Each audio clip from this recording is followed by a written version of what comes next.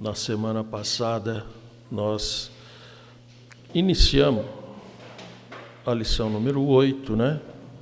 Que falou sobre o pecado. Então, nós comentamos sobre os anjos, tivemos 4 lições sobre os anjos, depois tivemos 3 lições sobre os anjos, 4 lições sobre o homem, e hoje,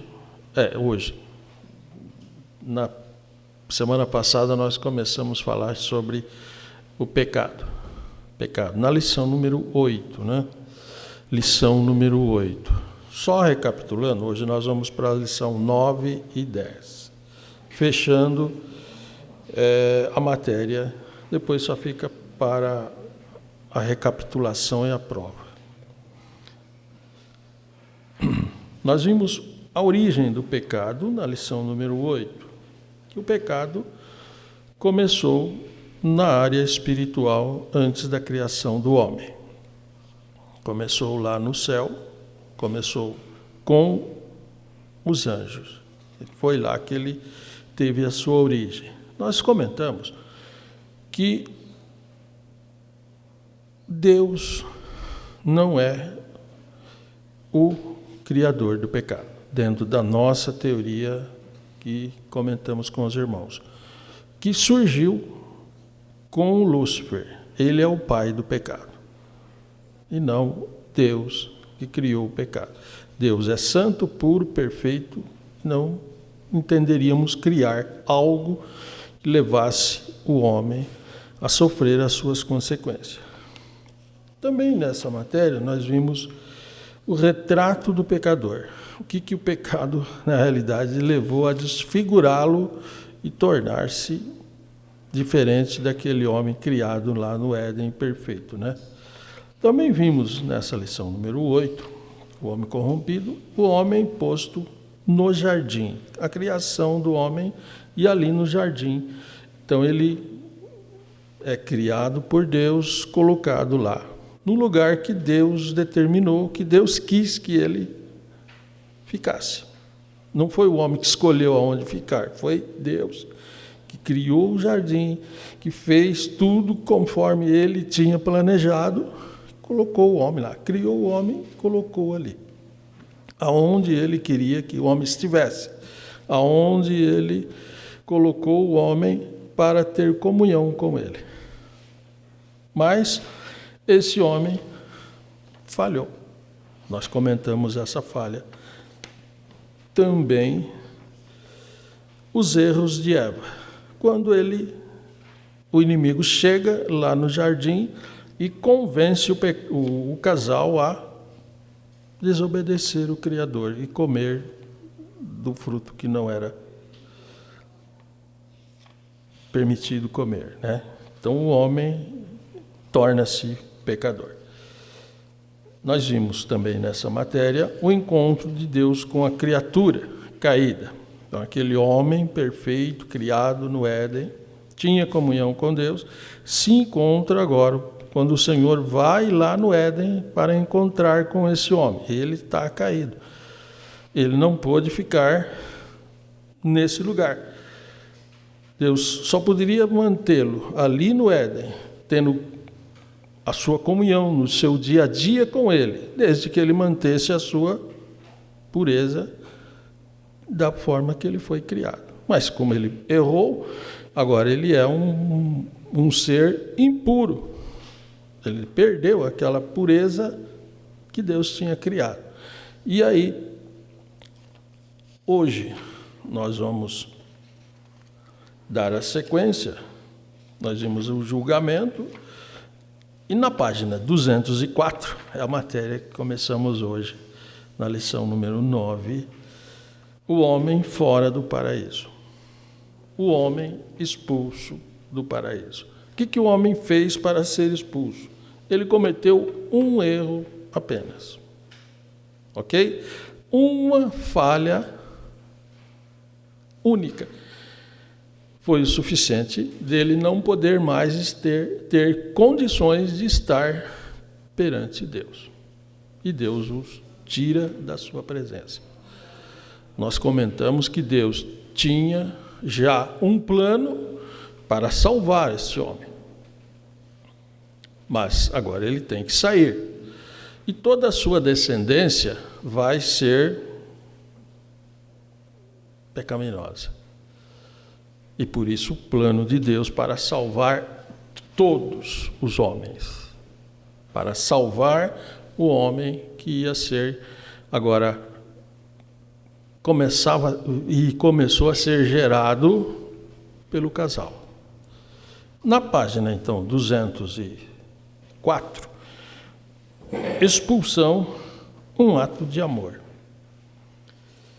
Expulsão, um ato de amor.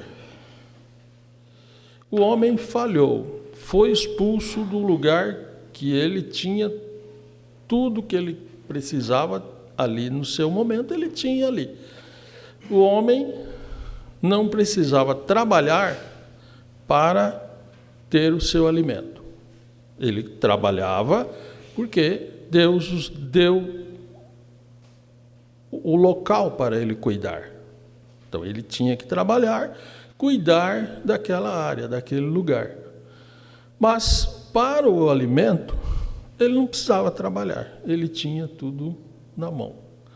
E agora ele é expulso dali. Deus não permite que ele continue naquele lugar que Deus criou e colocou, como nós estamos citando. Mas perceba que Deus tem um plano para salvar esse homem. E se Deus fosse mau e quisesse o mal do homem, ele não expulsaria dali da forma como ocorreu e colocou proibição que ele fosse a árvore da vida que estava lá no centro do Éden, para que ele não comesse daquele fruto e se perpetuasse num estado pecaminoso. Perpetuasse no sentido físico, ok? Porque no sentido espiritual o homem não é imortal, mas no sentido físico, a imortalidade ele perde quando ele peca. Então, se ele não pecasse, tudo bem, ele poderia manter a imortalidade, tanto do corpo, da área física, quanto na parte espiritual. Mas quando ele peca, a parte física, corpo, matéria, vai voltar para o pó. Vai voltar para o pó. Mas se ele vai e entra no jardim, come da árvore da vida, ele se perpetua um homem imortal, tanto na parte física quanto na parte espiritual, mas em pecado. E aí, seria o prejudicado o homem. E por isso, vocês devem ter lido, na página 204, temos aqui Gênesis 3, 22, 23 e 24. Quando foi, então, usado pelo Espírito Santo, Moisés escreveu assim: Então disse o Senhor Deus, eis que o homem é como um de nós, sabendo o bem e o mal. Veja aqui o termo aqui, um de nós, está citando o sentido da trindade, né? Que nós temos comentado aqui. É como um de nós, como Pai, como Filho, como Espírito Santo. Agora ele tem essa compreensão. Ora, pois, para que não estenda a sua mão e tome também da árvore da vida e coma e viva eternamente. Isso fala da parte matéria, porque a parte espiritual ela é imortal, como nós temos visto. Então, e diz aqui, o Senhor Deus, pois, os lançou fora do jardim do Éden, para lavrar a terra que fora tomada. E havendo lançado fora o homem, pôs querubins ao oriente do jardim do Éden, em uma espada inflamante que o andava ao redor, para guardar o caminho da árvore da vida. Então Deus providenciou algo que não era bom, expulsando, tirando ele daquele lugar, mas beneficiando. Podemos entender a bondade de Deus nesses termos. Porque se Deus fosse mau, ele diz, olha, já que ele errou, eu vou deixar ele comer daquele fruto e ele está perdido aí a eternidade dele no pecado. Mas Deus não. Deus tinha um plano para salvar esse homem e a sua descendência. Então ele não permite que agora ele se alimenta daquele fruto, daquela árvore da vida, e que agora ele tem uma consequência do pecado, que é a morte espiritual. Mas através da morte espiritual há a chance dele ser salvo. Ok? É nesse sentido que a Bíblia não tem citação, e a gente não entra nesse pormenor, já até comentamos aqui o caso dos anjos. Os anjos não têm matéria. A gente não tem nada em termos bíblicos de um plano que Deus estabeleceu para que os anjos tivessem essa oportunidade. Bom, não estou dizendo que seria por esse motivo, mas o homem, nesse sentido, teve. Então Deus os tira do jardim, proíbe que ele entre naquele lugar, coma daquele fruto, se perpetua no sentido físico e espiritual no pecado. E aí a bondade de Deus é que ele tenha uma oportunidade de chegar à salvação, dentro do plano de Deus. Eu coloquei na minha matéria, punir beneficiando. Punir beneficiando. Página 205, o homem sob a ação deletéria do pecado. A palavra deletério é exatamente o que o irmão colocou aqui, o pecado degenera e corrompe. Esse é o tipo, é o termo da palavra deletério, né? Então ele corrompe, ele é destruidor, é funesto, é prejudicial, e isso foi o que aconteceu ali com o casal, que foi criado conforme a imagem de Deus, dentro de uma pureza, perfeição, e ao pecar, ele começa a ser corrompido aquela imagem. Ela já não é mais pura, ela já é mista. Tem o lado negativo e algo ainda positivo. Mas já não é aquela imagem que Deus tinha determinado e criado lá no Éden. E essa imagem, por isso o irmão coloca aqui que o pecado, o homem sobre a ação deletéria do pecado, que a tendência é o homem ir se corrompendo. O pecado vai sendo prejudicial ao próprio ser humano. Se analisarmos, o homem lá no Éden cometeu um erro, como nós citamos no início, não foi? Deus falou, não coma desse fruto, ele foi e comeu, ele desobedeceu a ordem do Criador. Comeu daquele fruto que não deveria. Desobedeceu. Mas quanto isso o homem foi... o pecado foi envolvendo ele. Quantas coisas depois o homem foi desobedecendo e foi se tornando mais corrompido cada vez mais. Quer dizer, de um item ele vai se afundando. Ao ponto que depois de 1656 anos, ele precisou destruir quase toda aquela geração. Sobrou só 8 pessoas. Porque o pecado foi crescendo, foi destruindo aquelas pessoas, foi levando eles a um estágio de eles se afastando do Criador. Eles foram se corrompendo cada vez mais. Vejamos lá no capítulo 6, me vem à memória, capítulo 6 de Gênesis.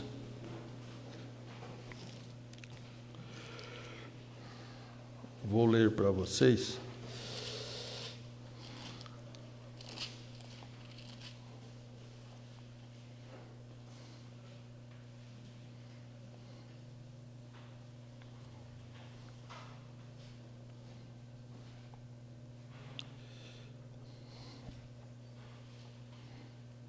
Vou ler o versículo 11 e 12 do capítulo 6. Diz assim: a terra porém estava corrompida diante da face de Deus.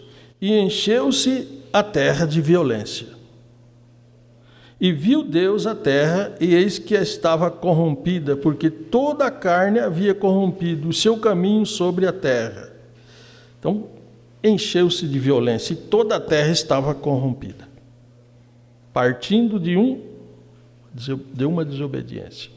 Chegou nesse estágio.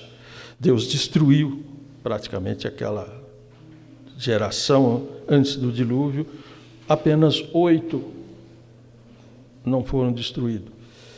Noé, seus filhos, suas noras, né, e sua esposa. Então, o pecado degenerando, corrompendo as pessoas.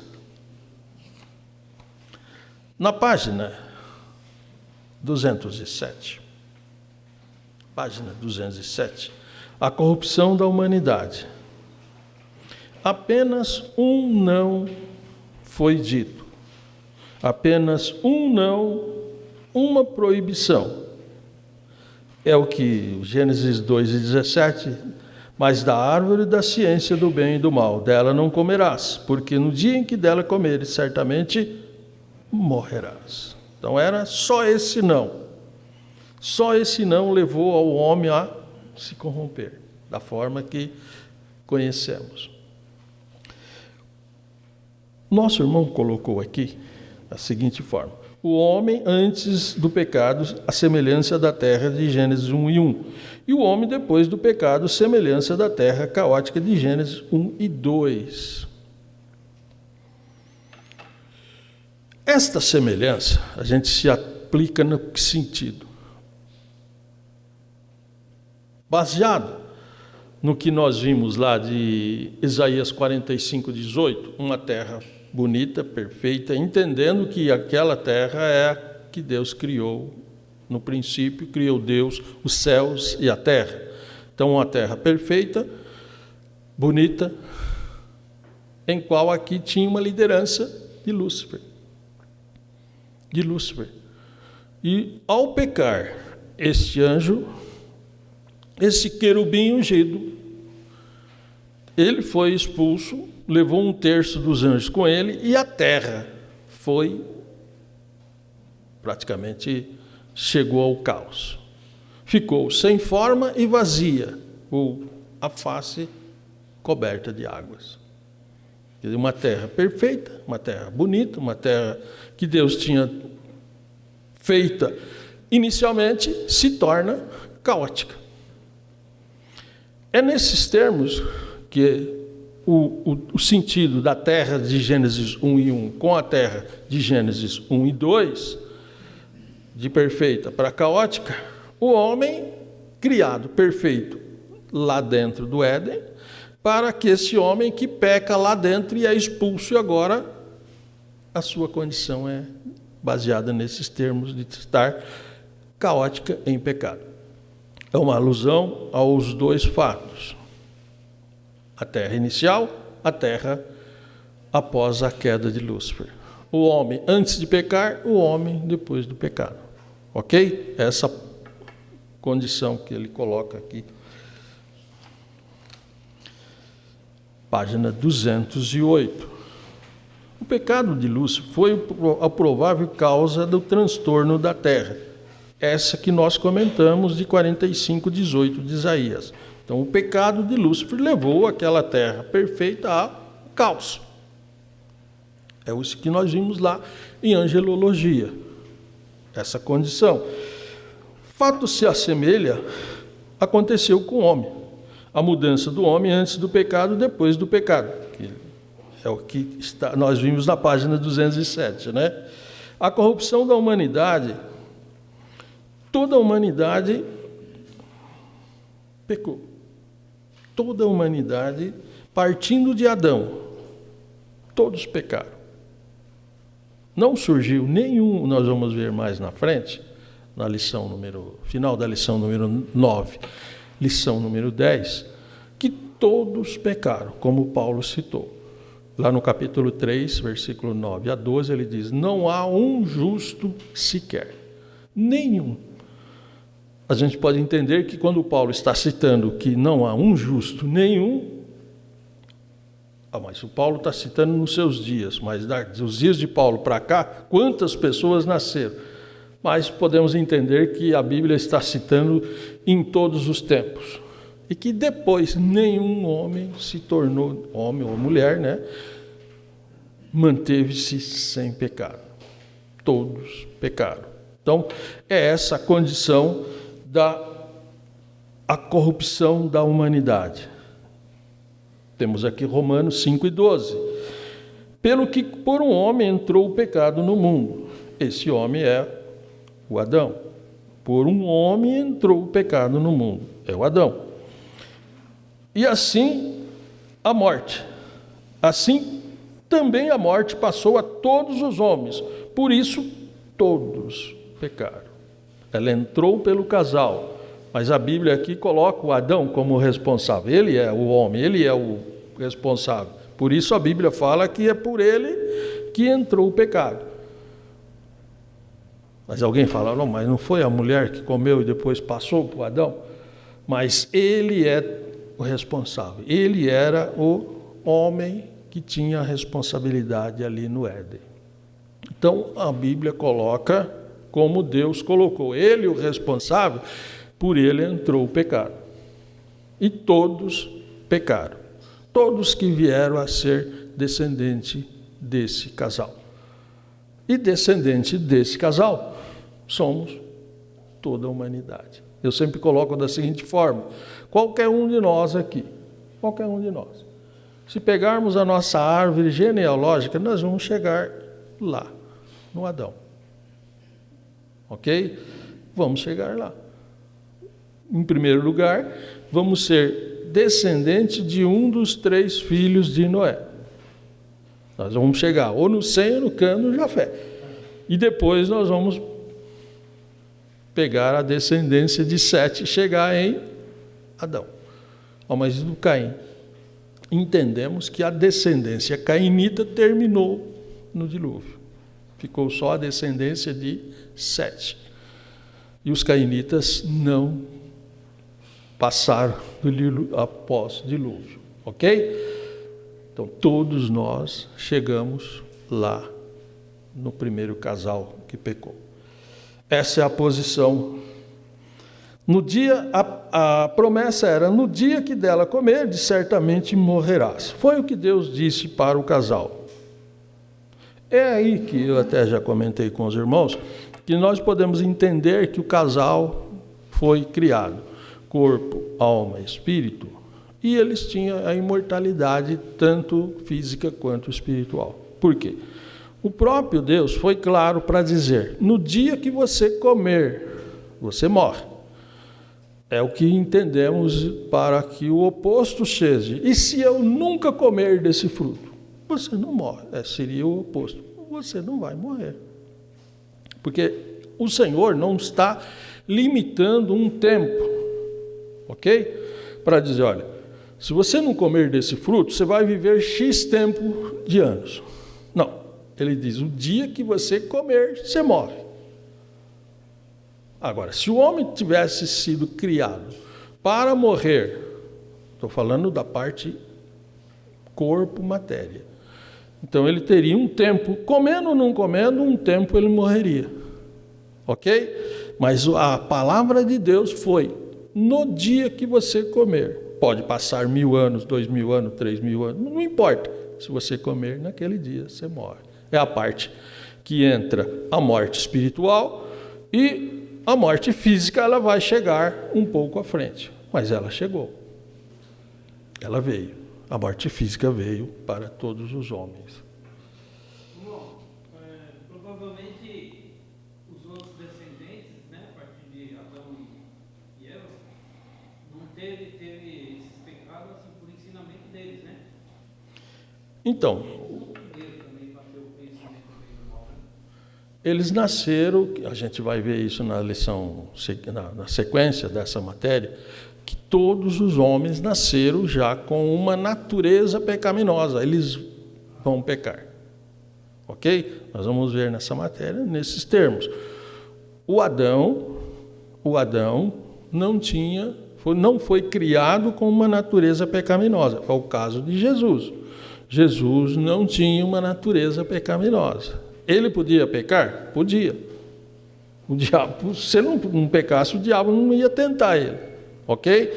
Por que o diabo foi tentá-lo? Porque o Adão não foi criado com uma natureza pecaminosa e nem pecado nenhum, puro. Mas com uma possibilidade que poderia pecar. E por isso ele pecou.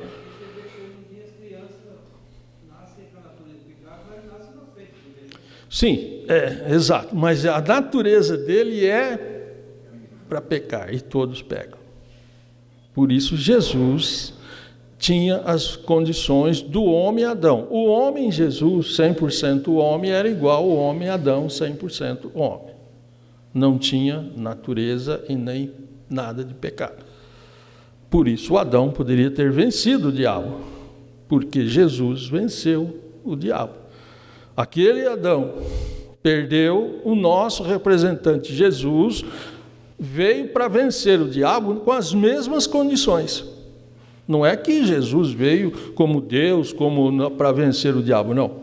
O diabo teria que ser vencido para que a nossa salvação se concretizasse através de um homem, 100% homem, como foi o que ele levou a pecar lá no Éden. Professor, só uma pergunta. No caso, se um exemplo, que nem Eva comeu, se Adão não tivesse comido, que conflito teria?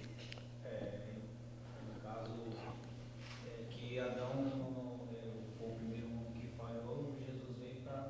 Sim, entendo a pergunta do irmão. A pergunta do irmão é... Não.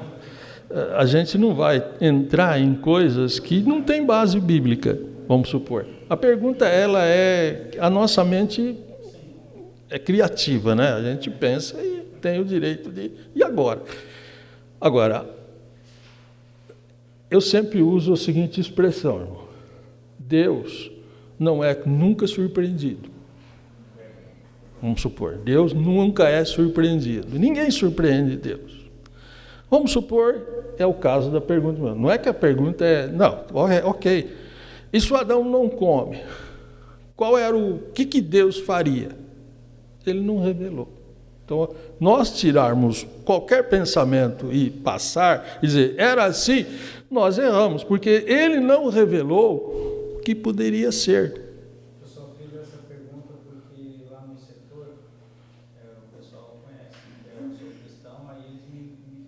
Sim, exato. E aí eu falei, olha, não tem base bíblica. Não tem, não adianta querer criar uma... Referente a isso. Exato. Uma pergunta vaga, né? Eu vou responder dessa forma. A gente, é o que eu estou colocando para os irmãos. Deus nunca é surpreendido. Me lembro de perguntas mais ou menos nessa linha, que usam-se também, já tive várias pessoas que me perguntou em núcleos, e se o povo de Israel tivesse aceito Jesus? E nós, como que seria, né? Porque o próprio João escreve lá no capítulo 1 do seu evangelho, veio para o que era seus, mas os seus não receberam. Mas a todos quantos receberam, deu-lhes o poder de serem feitos filhos de Deus. Então, eles rejeitaram, nós aceitamos. Mas e se eles tivessem aceito? É o mesmo sentido. Deus não é surpreendido. Se eles tivessem aceito o plano de Deus para salvar toda a humanidade, ele não revelou. O segundo item, se aceitar, qual que se vai dizer? Ele não revelou. Então, criar um pensamento é bobagem, porque vai... como se diz... Exato. E Deus faz um plano em cima da sua onisciência. Em cima da onisciência. Então, ele não erra. Ok? Então, nós temos o direito de pensar, tudo isso é válido. Mas a gente sabe que nós não podemos criar qualquer pensamento e dizer, olha, Deus ia fazer isso ou fazer aquilo, porque não está revelado. a gente tem que ter a seguinte condição. Até onde a Bíblia nos revela, nós podemos ir. Mas aonde ela não revela, não fala nada, é bom parar por ali e deixar, como 29 diz o Deuteronômio, né? Diz que as coisas reveladas são para nós. E as que não estão reveladas, é com Ele. Ele não revelou porque não nos é necessário conhecer coisas que não vai resolver, não é viável, não preciso conhecer aquilo. Ok? Pertence a Ele, né? Não cabe. Nós podemos ter ideias e pensar, mas ficar dentro daquilo que está revelado. O que Ele revelou já é grande suficientemente para nós alcançarmos a salvação. Me lembro, uma coisa acaba levando a outra. Eu já comentei aqui, os irmãos devem saber. Um espírita, ele me perguntava, né? O Constantino, quando ele mudou o cristianismo e passa para ser a religião oficial de Roma, então ele fez, lá em 325, houve o primeiro concílio pós-Constantino, né? E ele participou desse concílio. Só que o concílio tinha por obrigação, por base, tratar de Ário, que era um tipo Jeová da época. Não acreditava na condição de Deus ser trindade, triunidade. Mas esse espírita disse, olha, o Constantino, ele tirou muitas coisas das verdades bíblicas e colocou aquilo que ele quis. É como se eu dissesse, bom, então isso aqui está faltando coisa e está sobrando o que não era para estar aqui, dentro do pensamento espírita. Eu pedi para ele me trazer esse livro, ele trouxe deles, e estava lá o que eles colocavam, né? Falei, está certo. Mas aí eu comentei com ele, falou, agora eu vou comentar com vocês, você tem esse pensamento, você segue essa linha, que é os seus líderes, e eu vou agora colocar a minha posição, né? A respeito do que a sua liderança, a parte espírita que ele segue, não vou dizer que é todo, né? Mas pelo menos a liderança dele era por esse lado, e a maioria pode ser. Eu digo, olha, eu creio em um Deus todo-poderoso e que criou todas as coisas e tem um plano para salvar toda a humanidade. E esse plano, ele é todo-poderoso. E eu creio de tudo que ele quis que chegasse a nós, está aqui. Nenhum homem pode tirar a verdade que ele quis que a humanidade conhecesse. Por quê? Eu falei para ele, por quê? Se esse Deus é todo-poderoso, fez um plano para salvar o homem, e agora o inimigo vem e tira a verdade e coloca a mentira, então ele não é Deus. Então eu creio num Deus que aquilo que ele quis, que ele quer, que nós conhecemos a sua verdade, ninguém tira. Ela está aqui e eu posso crer piamente que isso é a verdade para que possamos ser salvos. Não é assim? Então, se eu crer que o homem vem aqui e mexe, tira a verdade, coloca a mentira, então Deus não depende da sua total autonomia. Qualquer um pode fazer o que quer? Não, a verdade está aqui. Mas tem os testemunhos de Jeová, tem outros que criam bíblias diferentes, inverte. Tudo bem, ele permite, mas não toda a verdade. Não toda. Se eu quiser fazer uma Bíblia toda modificada, eu posso fazer, mas eu não modifico toda a Bíblia. A verdadeira vai continuar. E alguém que quiser crer naquilo que eu fiz, é problema dessa pessoa. Mas a verdade absoluta mantém-se. Ok? Então, Deus, o que Ele entendeu que era necessário para nós conhecermos a Ele, a sua verdade, ser salvo, está aqui, é o suficiente. Mas nós temos essas curiosidades que passam nas nossas cabeças. É correto, é verdade. Ok? Então, seguindo a corrupção da humanidade, né? Então, nós falávamos, no dia que dela comeres, certamente morrerás. Então, o homem perde aqui a sua imortalidade do corpo. No dia que você comer, você morre. E aí a morte passou a todos os homens, e todos pecaram. Nós estamos falando de pecado. Página 206, ou 209, perdão. Consequências do pecado. Consequências do pecado. Pecado tem consequência. Não tem como pecar e não ter nenhuma consequência. Pecado tem consequência. Pecado, ele tem as suas consequências.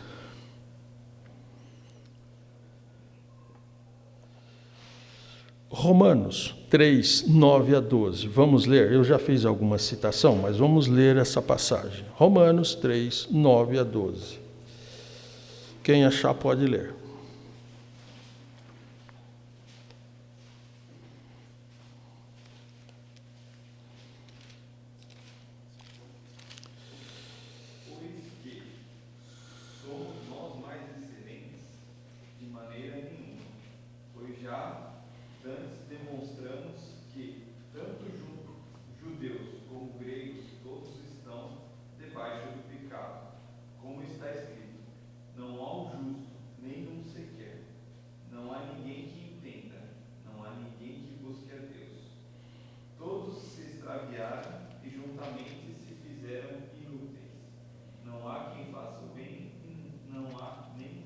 Nenhum apenas. Né? Fazer, ó, em toda a humanidade tem um. Não, não tem. Zero.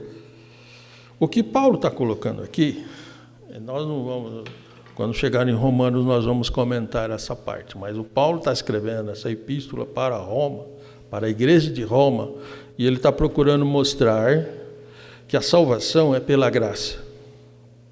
É pela fé a graça de Deus. Pela fé é que se justifica diante de Deus. Isso ele vai comentar do capítulo 1 até o 8 de Roma. Aos Romanos, do capítulo 1 até o capítulo 8, ele vai procurar mostrar que a salvação é pela fé mediante a graça de Deus. E por isso ele vai mostrar que os gentios pecaram, estão em pecado. Que os judeus, ainda tendo a lei, estão em pecado. Veja que ele não está considerando, ele está dizendo os gregos e os judeus, quer dizer, mesmo aqueles que não têm lei, está em pecado. E os judeus que tinham a lei, está em pecado. Ok? É que não é o nosso assunto, mas nós, quando chegar em Romanos, nós vamos comentar esse ensino de Paulo que vai do capítulo 1 ao capítulo 8 de Romanos. Ele está mostrando. Nem o judeu, nem o gentio escapam e estão todos em pecado. É como se alguém pedisse, ô Paulo, mas os gentios não têm lei, mas nós temos a lei. Ele está dizendo, mas todos estão debaixo do pecado. Não escapa ninguém. Não tem nenhum beneficiado aqui. Então, todos estão debaixo do pecado. Nessa condição, como filhos de Deus, quando o homem, quando a mulher aceita Jesus e se torna e passa para a condição de filho de Deus. O filho é aquele que crê em Jesus. Filho é aquele que é gerado pelo Pai, por Deus. Por isso somos filhos de Deus. É o que João diz, que não nasceram da carne nem da vontade do varão, mas de Deus. Então o homem é criatura de Deus, criou lá no Éden. Mas como filho, ele precisa ser gerado pelo Espírito Santo. Senão ele é criatura. Essa condição que o mundo usa aí, todos nós somos filhos de Deus. Se todos nascer de novo, aí sim, todos são filhos de Deus. Mas, biblicamente, o Filho de Deus é aquele que é gerado pelo Espírito de Deus. Que é nascido é carne, que é nascido do Espírito, letra maiúscula, é Espírito, letra minúscula. Esse é o Filho de Deus. Então, quando nós aceitamos Jesus e nos tornamos filhos de Deus, é o que o irmão coloca aqui na sua matéria. Nós estamos livres do poder do pecado. Mas e quem não é filho? Esse não está livre do poder do pecado. Por quê? Veja que João 8,34, na página 209, em verdade vos digo que aquele que comete pecado é servo do pecado. O que é um servo? É um escravo, não é assim? Eu pergunto, o escravo pode chegar para o seu senhor e dizer, olha, eu não quero fazer esse trabalho que você quer que eu faça. Tem essa possibilidade? Não, ele é escravo. Escravo tem que obedecer o seu senhor. E se o pecado é o senhor agora na vida dele, ele tem que pecar. Me lembro de um versículo que está lá no capítulo 6 de Romanos, vamos ver, eu acho para vocês. Romanos 6.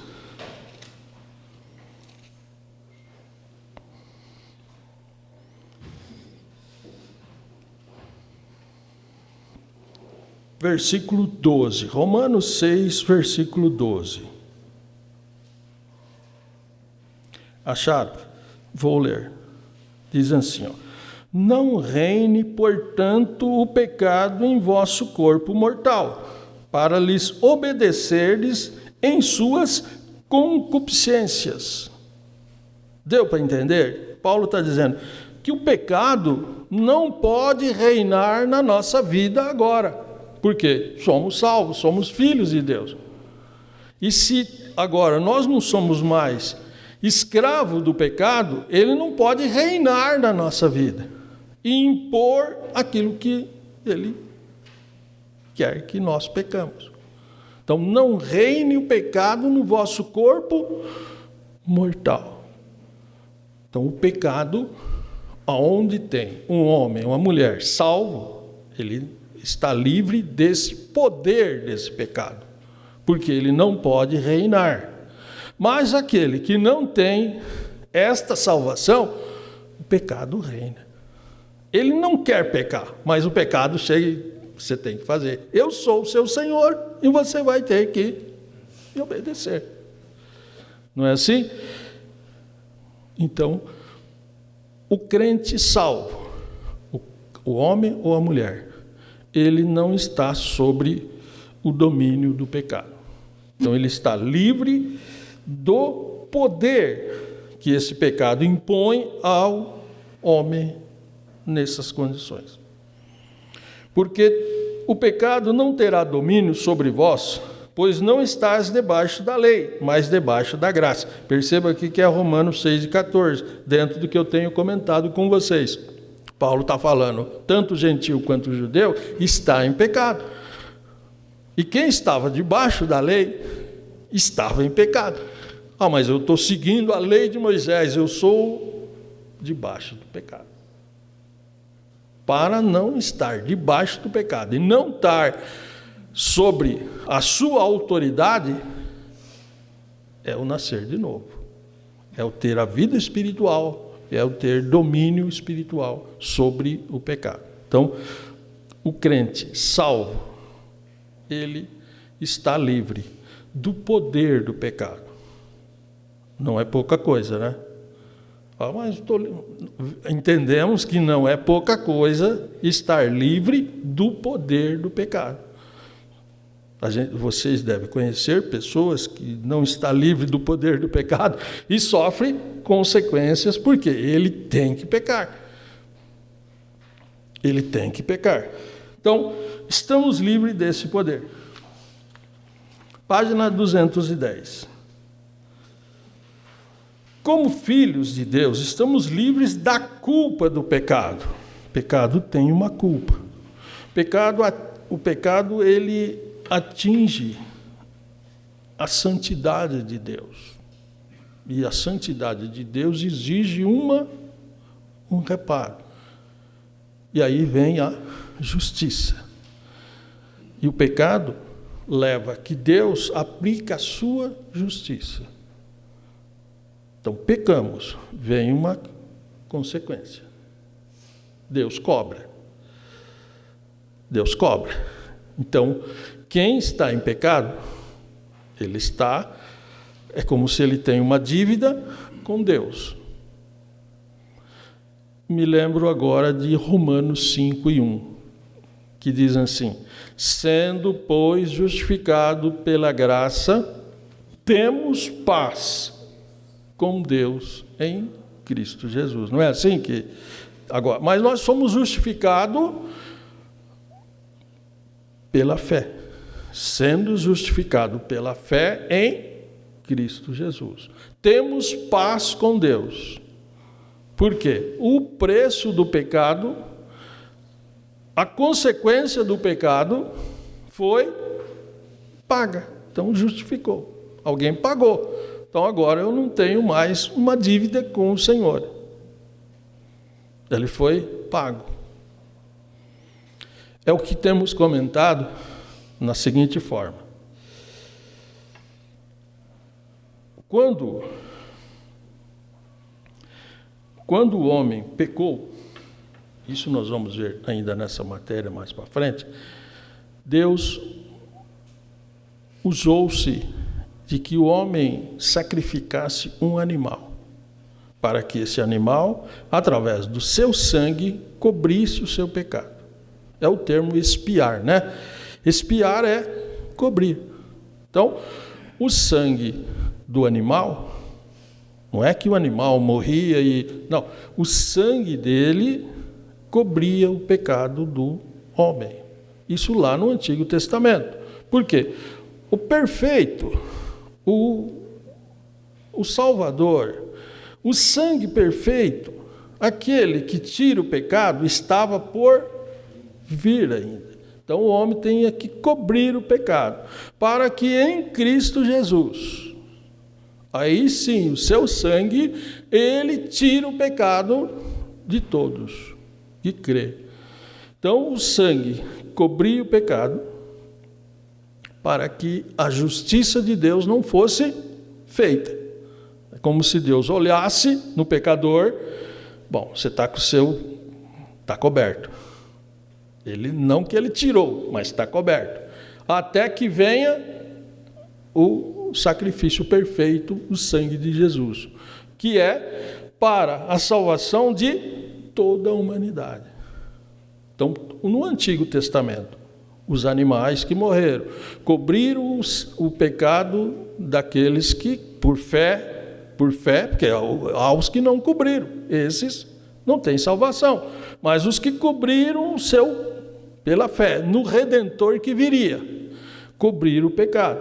Então, o sangue de Jesus, agora ele é para nós que somos depois e para eles que foram anterior e que estava coberto, resolveu todo o problema do pecado. Por isso a salvação só é em Cristo Jesus, pelo seu sangue, pela fé, na graça de Deus. Ok? Então, nesse sentido, é que o crente está livre da culpa do pecado. Pecado tem uma culpa. O Paulo disse lá em Romanos, veja que nós sempre chegamos em Romanos, se eu não estou equivocado, 3:23, ele diz, porque o salário do pecado é a morte. Então, pecou, tem um salário a pagar. E o homem, lá no Antigo Testamento, teve que cobrir com o sangue do animal. E hoje nós não precisamos cobrir, porque o sangue de Jesus, que derramou na cruz, ainda é para toda a humanidade, enquanto o homem estiver aqui na terra. Nessa dispensação da graça, o sangue é o suficiente para pagar esse pecado. Então nós, quando cremos em Jesus, nós estamos livres do poder do pecado. Estamos livres da culpa do pecado.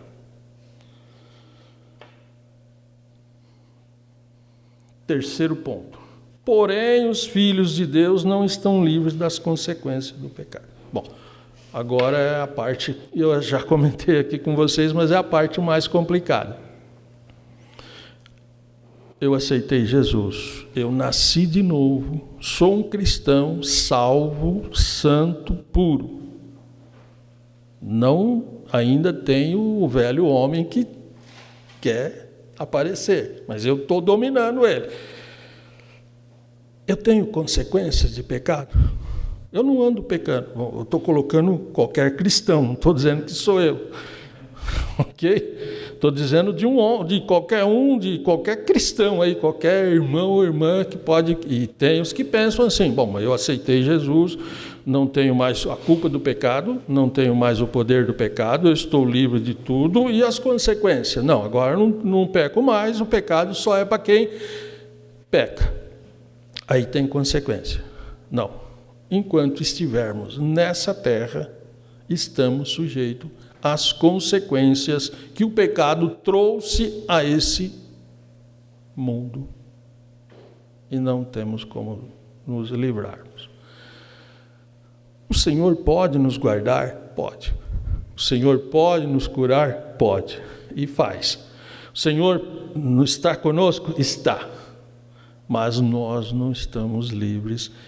Até que o irmão comenta aqui, na sua matéria, ele diz assim: assim, quando a terra é castigada pela corruptiva da avareza, como secas prolongadas, muita chuva, excesso de calor ou de frio, crentes ou ímpios sofrem consequências.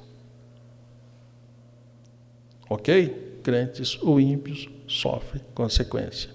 Não é porque você não está em pecado que ninguém está sujeito. Eu não estou em pecado, então eu não posso ficar doente. Pode. Mas eu fiquei enfermo. Eu estou em pecado? Pode estar, mas pode também não estar. Ok? Você pode estar em plena comunhão com Deus, mas pode ficar enfermo. Pode morrer? Pode. Isso é consequência do pecado, mas não é consequência que você está pecando. Entenda isso. Não é que você pecou e isso é uma consequência. Não. É a consequência que o pecado trouxe à humanidade. Essa consequência não tem como nos livrar. Vamos supor. Vocês têm visto, todos nós temos assistido aí pelos noticiários, quando há essas deslizes de terra e morrem famílias inteiras. Não é assim? Será que não tem nenhum crente ali naquele meio? Vamos supor, lá no Rio Grande do Sul morreu quase mais de 50 pessoas. Será que tudo aquilo não tinha nenhum cristão? Quando você vê que aquelas pessoas perdem tudo o que tem, há uma chuva, vem aquelas enchentes grandes e destrói, leva tudo. Será que só leva? Do crente ele não leva nada? Ou não tem nenhum cristão ali salvo? Estou falando salvo, não é só o cristão. Tem. Isso é consequências do pecado, mas não é que ele está em pecado. Isso é difícil, eu já vi professor ter problema nessa parte. Porque ele acha, não estou pecando, não posso sofrer consequência. Entendemos que Deus pode livrar, Deus pode curar, tudo isso nós cremos. Mas não estamos livres das consequências que possa nos atingir. Eu não posso dizer, olha, eu estou aqui, eu estou tranquilo. Nenhuma pessoa vai roubar meu carro. Nenhuma pessoa vai me assaltar. Eu não vou ter nenhum acidente. Eu não vou ter nenhuma enfermidade. Eu posso tudo. Não é assim, né? Deus quer que somos fiéis, também tendo dificuldade. Sim, irmã.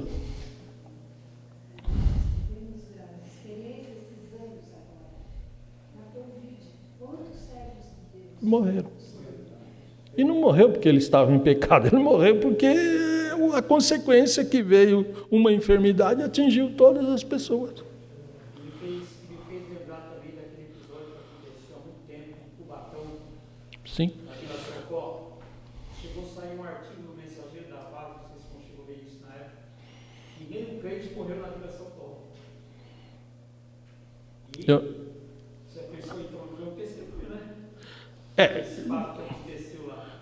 Deus pode fazer coisas, mas não é uma regra geral que nós podemos dizer. Onde tem um crente não vai acontecer nada. Não é assim. Exatamente. Exatamente. São coisas, mas o que temos que entender é que nós somos cristãos, servimos a Deus e sabemos que estamos sujeitos às dificuldades do mundo. Do mundo. Não estamos livres de nenhuma consequência do pecado. Sim, irmão. Como o pecado está inserido no mundo, a gente vai sofrer consequências por ele. Mas um cristão, que ele é convertido, e os pecados que ele praticou na vida antiga dele, ele vai sofrer consequências ou não? Então, aí, deixa eu responder por irmão. Existe, principalmente o pensamento espírita, que Deus pune o homem pelos pecados, às vezes, que o pai cometeu, a família lá atrás. Mas, nós, bíblica, eles tomam por base, o que o irmão está citando, Êxodo 25. Não é Êxodo 25, é Êxodo capítulo 20, versículo 5. Quando o Senhor diz lá, vamos ler? Êxodo capítulo 20, versículo 5.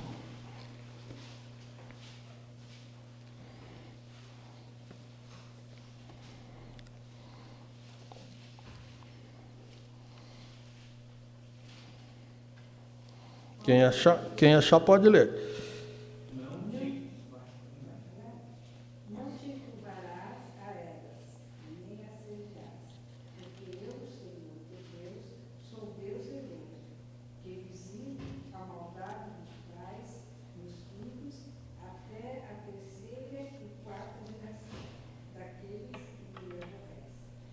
Ok, então é esse versículo aqui que o pessoal gosta de tomar por base. Eu visito a maldade dos pais nos filhos, e ele vai dizer até a terceira e quarta geração. Agora vamos lá para Ezequiel 18.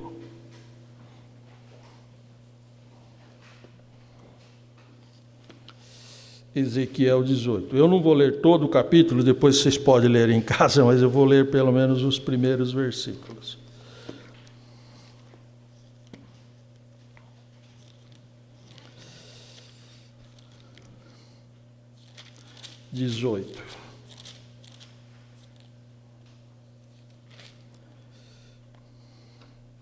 Posso ler? Acharam?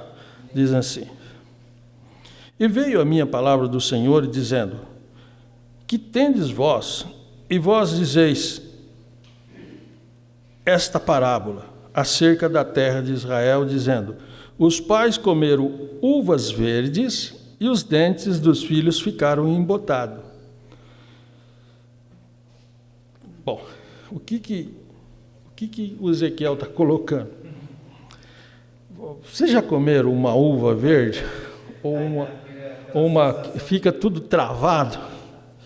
O que Ezequiel está querendo dizer é o seguinte, que eles usavam uma maneira de expressar, dizendo assim, os nossos pais pecaram e nós que estamos sofrendo as consequências.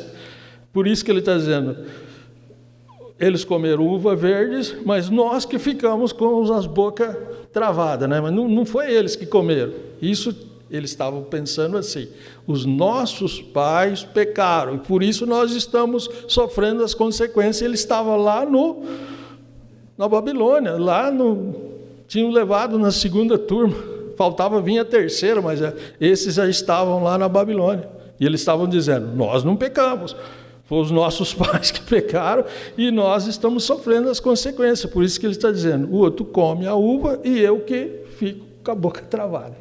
Mas se você ler a sequência, o Senhor vai dizer, a alma que pecar, essa que morre. Se o filho, vamos ler, está aqui, pode ler, quem achar, até tem 2 que está aqui, né?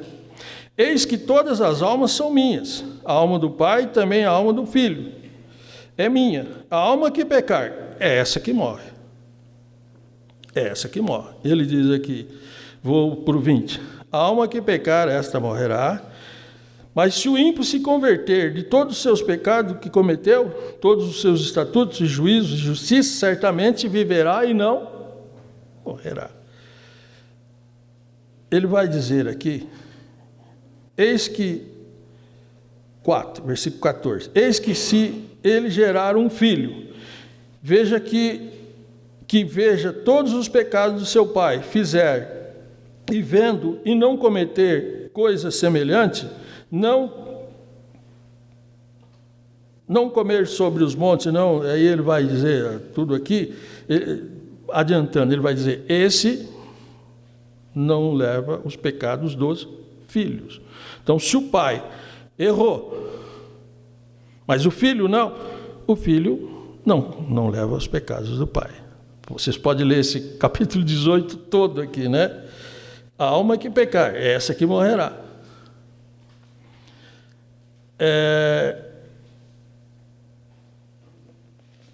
Agora, vamos voltar lá para Êxodo 25. Deus está dizendo que ele visita a maldade dos pais nos filhos, e aqui o profeta está dizendo, Deus está dizendo que aquela forma não era correta, que eles estavam pensando, os pais pecaram e nós estamos sofrendo as consequências. Pode ler esse versículo, capítulo 18 todo. O que ele está querendo dizer é o seguinte, lá em Êxodo capítulo 20, versículo 5.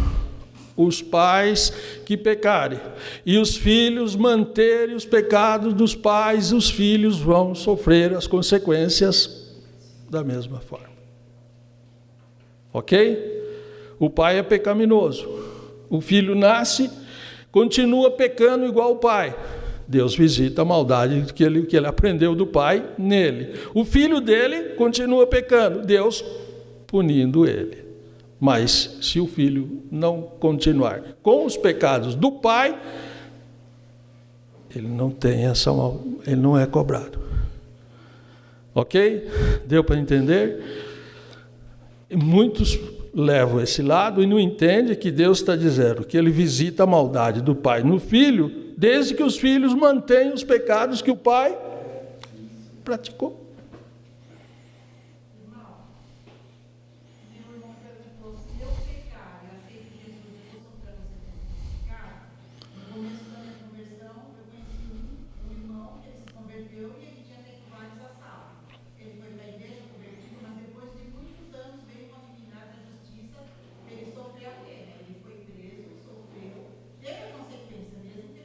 Sim, exato. Ele teve a consequência, ele cumpriu a pena, depois já de evangélico. Creio eu assim, que a única diferença dessa consequência do que do mundo, que Deus nos dá graça para passar, né? Nos fortalece e nos dá graça, mas a consequência é... Exato, exatamente. O homem vai punir. Deus pode livrar ele? Pode. Mas pode também não livrar e se ter que pagar a pena aqui. A salvação não importa, você é salvo. Você é salvo, você está sem problema. Mas a lei dos homens pode ser que você tenha que cumprir. E por isso tem muitos crentes lá presos, que são crentes verdadeiros, estão lá, mas estão presos. É a consequência. Exatamente. Exatamente. Foi punido. Até mesmo os discípulos, em João 9, o cego de nascença, eles tiveram dúvida. Eles falaram, exatamente. Quem pecou, este ou os seus pais? É isso. Então, ou seja, né, a pergunta É o caso. Eu uso responder também, o João 9, porque aquele moço nasceu cego. E o judeu tinha por norma entender que o pecado levava às consequências, como o caso de Jó. Lembra dos amigos de Jó? Eles foram visitar o Jó e disseram: você cometeu um pecado tão grande, cara, olha o que você está passando. O seu pecado é enorme, né? Então, isso era a visão judia. E Jesus quebra isso e diz: olha, passa um homem cego. Eu uso dizer nesse capítulo que Deus permite acontecer coisas que nós não entendemos e só vamos entender muito lá na frente. Aquele homem nasceu cego. Entenda uma família que nasce um menino cego. Não consegue ver. Os pais devem ficar preocupados, né? É ruim. Meu filho nasceu cego. Mas ele não sabia. Deus não falou para ele: vai nascer cego por um objetivo. Não, ele nasceu cego. E vai crescendo cego. A família se habitua. Se ele não é rico, ele tem que ir pedir alguma coisa para se conviver, principalmente naquele tempo, né? E ele vai crescendo. E ele vai crescendo. E o pai nem sabe por que ele nasceu cego, mas Deus sabia. Naquele dia, quando ele vai passando, os discípulos olham e dizem: Senhor, mas quem pecou? Foi ele ou seus pais? No sentido, ele não poderia ser, porque ele já estava cego, ele nasceu cego. Mas aí entra o pensamento espírita, ele poderia ter pecado em outras vidas. Entendeu? Entenderam essa parte aqui? Porque não poderia ser ele, mas em outras vidas sim. Mas o Senhor Jesus diz: olha, nem ele e nem o seu pai. É como se, não está escrito, mas eu posso, né, dizer: Senhor, mas então por que ele nasceu cego, né? Ele diz: para que se manifestasse a glória de Deus e ele curasse ele naquele dia e a glória de Deus se mostrasse ali, juntamente com eles. Então a família nasceu cego, não sabia por quê, sofreu todas aquelas consequências. Aí o Senhor Jesus diz: ele nasceu cego exatamente para isso. Tem um propósito, exatamente. Não é o meu assunto, nós vamos comentar na próxima matéria o caso de Sara. Vou comentar com vocês o caso que ela era estéril.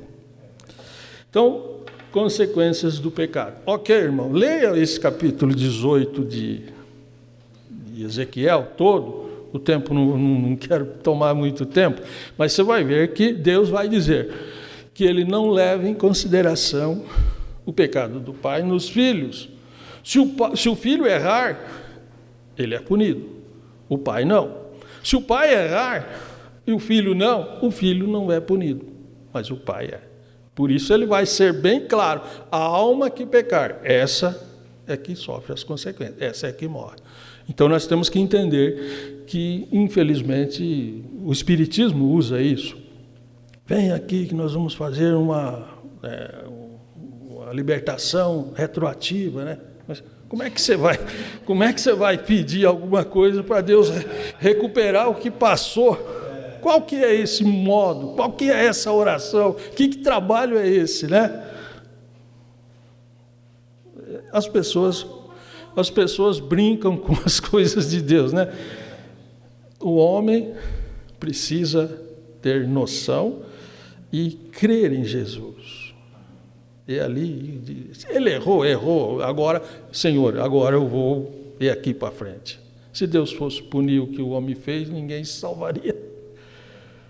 Ok? Então entenda isso. Quando Deus diz que, e aquilo que ele disse lá, eu faço justiça nos filhos, né? Até a 3ª e 4ª geração, nos pecados, Israel, quando se dividiu e formou o reino do norte, todos os 19 reis, os filhos seguiram o que os pais fizeram. Você pode ler lá que está escrito, e andaram nos pecados dos seus pais. Os 19, nenhum saiu dessa sequência da idolatria que o Jeroboão fez. Então Deus puniu todos. Seguiu os pecados dos pais. Mas se o filho não segue o pecado do pai, não tem problema. E Deus considera ele. Amém?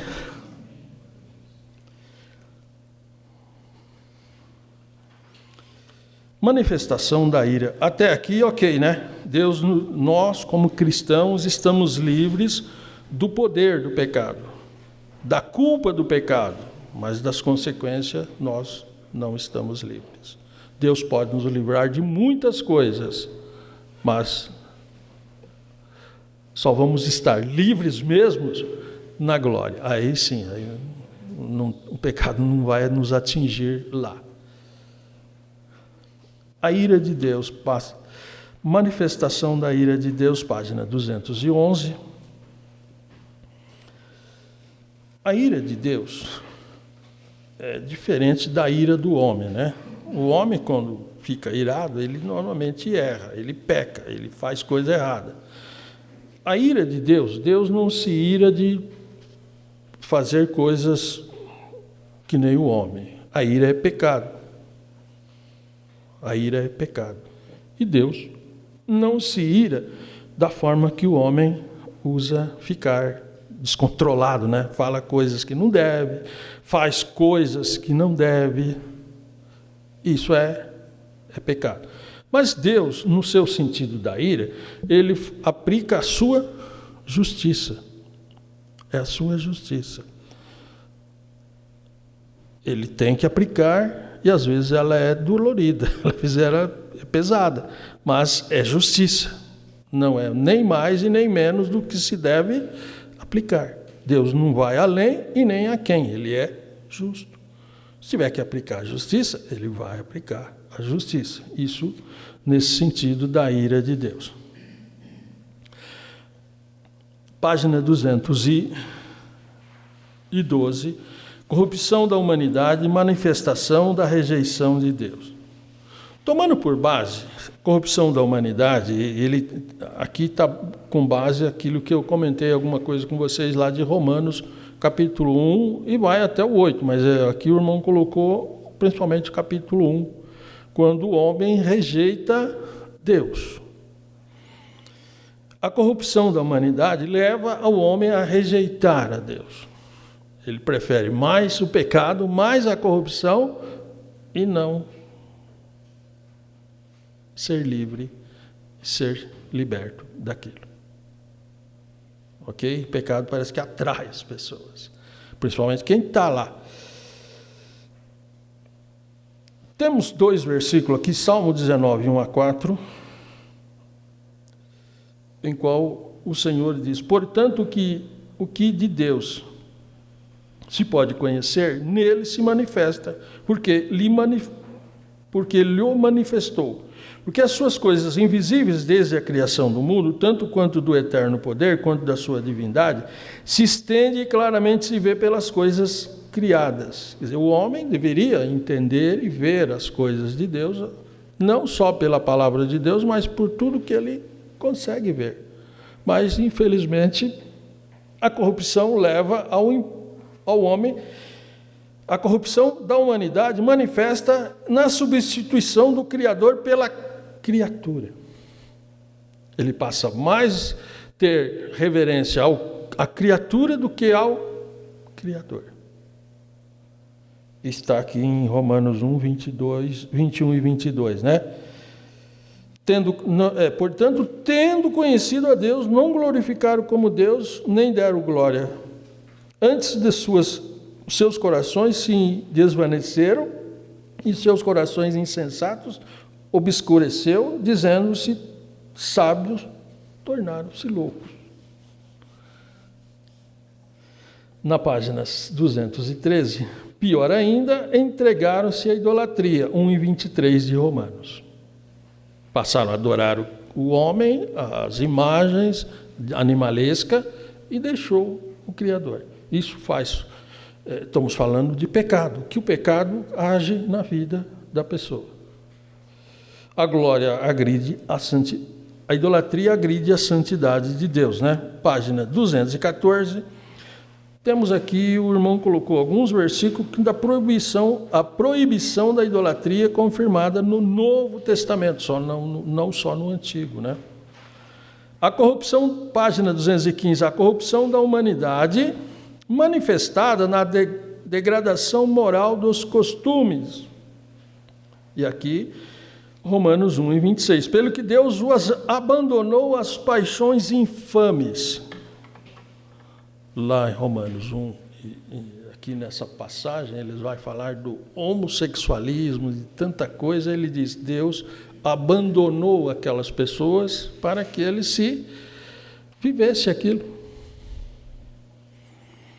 Entendemos o seguinte, quando Deus toma uma posição nesse sentido, ela é dura. É dura para o pecador. Porque Deus abandonou para que eles fossem pecando e fosse aumentando o pecado cada vez mais, que é o que estamos vendo nos dias de hoje. A bondade de Deus, se Ele não abandonasse, porque o homem não quer servir a Deus, ele quer envolver-se no pecado. É como se Deus dissesse, bom, já que você quer pecar, então peca. Só que aí é uma punição dura, porque se Deus levanta homens, levanta profetas, levanta pessoas para falar contra o pecado, você está beneficiando essas pessoas. Mas quando Ele abandona, aí a coisa é de mal a pior. De mal a pior. E isso é o que Ele fez, que o Paulo registra lá, no capítulo 1 de Romanos, né? Página 216, o sangue de Jesus, único antídoto eficaz contra o pecado. O sangue de Jesus é o único antídoto eficaz contra o pecado.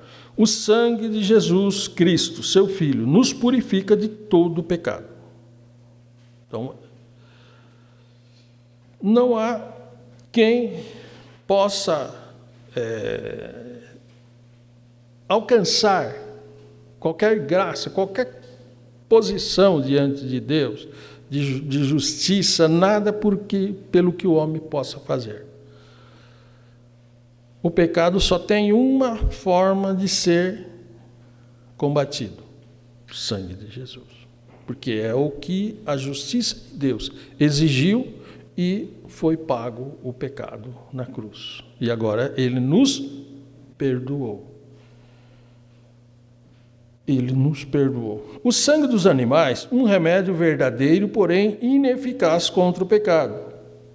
Não é que o sangue dos animais era um falso. Eu comentei com os irmãos da seguinte forma: Deus propiciou ao homem cobrir o seu pecado, até que o de Jesus viesse a ser a solução do pecado.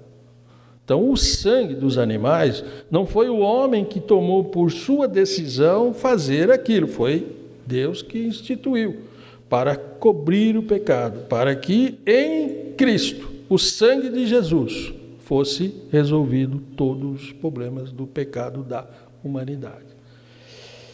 Eficácia do sangue dos animais. A eficácia está no expiar o pecado, cobrir o pecado.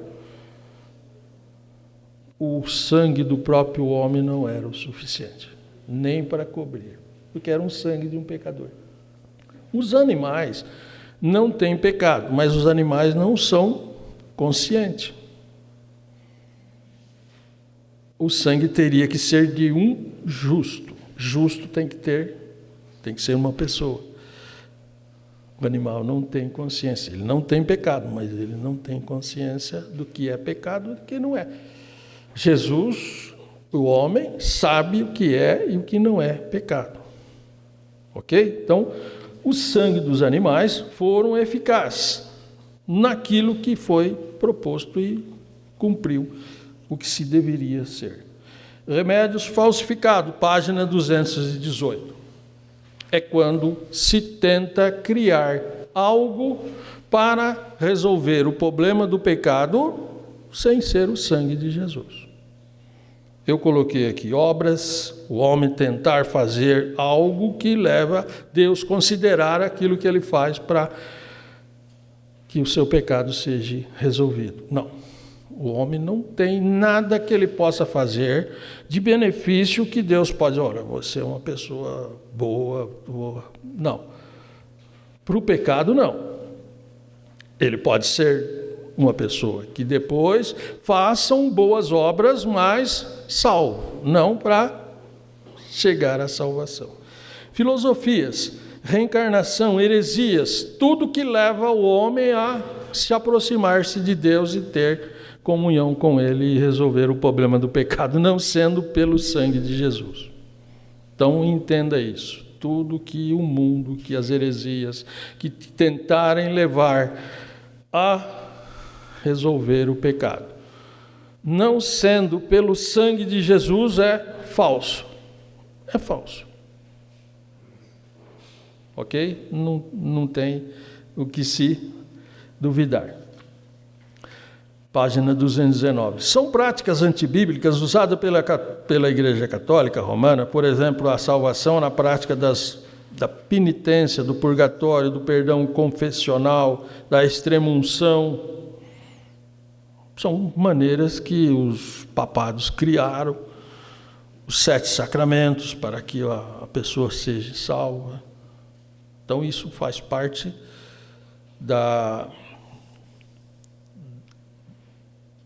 de algo que não resolve o problema do pecado. O pecado só se resolve com o sangue de Jesus.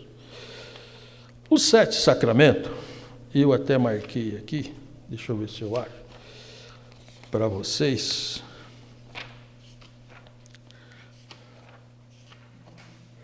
Eu devo ter marcado em algum lugar aqui para...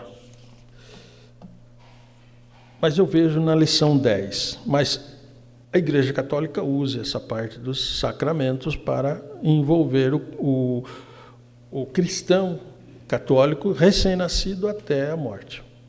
Tem 7 sacramentos. Nós vamos ver na sequência. Batismo é um deles, né?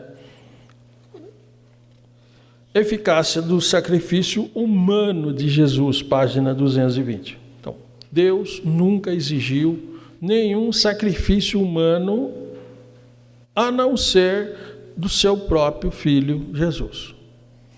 Porque todos os homens que apresentassem um sacrifício humano não seria aceito por Deus. Não só porque não era humano, porque ele era um pecador. Ele precisa de resolver o seu problema. E nem ele pode resolver por si mesmo o seu problema do pecado. Então não há como resolver, a não ser o único sacrifício humano aceito por Deus foi do próprio Filho, do próprio Jesus. Único. Terminamos a lição número 9. Lição número 10. Ela é menor, a gente consegue comentar agora. Página 224. Essa lição tem o sentido, a universalidade do pecado. Continuamos falando sobre o pecado. Universalidade do pecado. Pecado original é o primeiro ponto aqui que nós vamos comentar. Pecado original. Quando se fala em pecado original, estamos comentando o que entende-se algumas tendências, alguns escritores, principalmente o catolicismo, que o homem nasceu com um pecado. Ele já nasce com um pecado. Já nasce em pecado. Ele já tem uma dívida, né? É como você nascer e já ter uma conta negativa no banco. Então você já nasce em pecado. É nesse termo que o catolicismo adota o batismo como um sacramento para resolver o problema do pecado do recém-nascido. Ok? Então é exatamente por isso que eles batizam a criança, porque ele já nasce com um pecado original. Entende-se os que defendem essa teoria que após o pecado do casal, todos os seus filhos, toda a humanidade nasce com esse chamado pecado original. Herdou dos pais um pecado. Ok? Então, é o pecado original. O irmão comenta aqui na página 224, que ele cita assim: uns defendem a tese de que o homem já nasce em pecado. Pecado este herdado dos pais, em qual por sua vez herdaram de Adão. Portanto, o pecado em si seria um mal transmissível, uma herança genética no sentido espiritual. Nasceu, já tem, está lá o pecado incluso naquela pessoa. O que o irmão colocou aqui? Pessoalmente não concordamos com esse pensamento. Ele diz: somos ensinados que só existe uma maneira do homem livrar-se dos seus pecados. Primeiro, sendo perdoado. Para reconhecer e para entender que ele precisa do perdão, ele tem que saber o que é pecado e o que não é pecado. Correto? Ninguém pode querer sair de uma vida pecaminosa se ele não tem consciência ainda do que é pecado. Somos ensinados que o perdão não é automático, ele exige o reconhecimento da culpa. Então, para mim, chegar diante de Deus, eu tenho que ter consciência que eu errei, que eu falhei. E aí, então, eu vou: Senhor, me perdoa o meu pecado, ou os meus pecados. Aí eu tenho consciência e Ele vai perdoar. Mas, se eu não tenho consciência, como é que eu vou pedir perdão se eu nem sei o que é pecado? Ok? Então, é difícil. Tanto que 1 João 1:9, o João cita assim: se confessarmos os nossos pecados, Ele é fiel e justo para nos perdoar os pecados e nos purificar de toda injustiça. Mas eu preciso saber o que eu fiz de errado. Sendo inconsciente, eu não tenho como me colocar como uma pessoa arrependida do que fiz, sendo que eu nem sei o que fiz, e nem fiz, né? Uma criança lá recém-nascida não fez nada. Bom, página 225, então, o primeiro pensamento, principalmente parte do catolicismo, é a maior fonte que entende de que o homem nasce com o pecado original, ele herda o pecado original. Doutrina da corrente doutrinária é essa que nós entendemos e pensamos. O homem, o ser humano, não nasce com um pecado, mas ele nasce com uma natureza pecaminosa e ele vai pecar. E todos pecaram. Então ele herda uma natureza caída, uma natureza diferente daquela que o Adão foi criado. Adão, lembra que nós comentamos? Adão foi criado e ele não tinha essa natureza pecaminosa, mas quando ele peca, agora ele tem esse problema. E toda a sua geração herda uma natureza pecaminosa. Por isso Jesus não tinha também essa natureza pecaminosa. E eu comentei com vocês, Adão e Jesus estavam na mesma condição. Então, o homem nasce, o ser humano nasce com essa natureza pecaminosa. Ele toma por base aqui que nós comentamos lá do Ezequiel, do capítulo 18. Eis que todas as almas são minhas, a alma do Pai, também a alma do Filho, é minha. A alma que pecar, essa morrerá. A alma do Pai e a alma do Filho. Aquela que se as duas não pecarem, não morre, né? Nesse sentido. Os dois. Mas se o filho pecar, é o filho. Se o pai pecar, é o pai. A alma que pecar é essa que o Ezequiel coloca. Posso fazer uma pergunta? Pode. Em relação ao pecado, confissão, pessoas que pecam, eles têm que confessar e ter o arrependimento. Hoje em dia, eu passo hoje em dia nas igrejas. Antigamente a gente via muito isso, pessoas indo à frente para tomar a hóstia e confessar os pecados. Às vezes falava uma mentira, ou uma acusação, ou até mesmo um ato ilícito ali, ia ali, confessava e pedia perdão perante a igreja. Hoje é muito difícil ver uma pessoa ir na frente do público e pedir perdão. Falo isso que é o convívio que eu estou, eu acho muito difícil. A pessoa se arrependendo do pecado por si e pedindo perdão a Deus, ela é perdoada sem ir à frente? Então, deixa eu colocar por mão. Existe, vamos supor, aquele pecado que ele envolveu a igreja toda.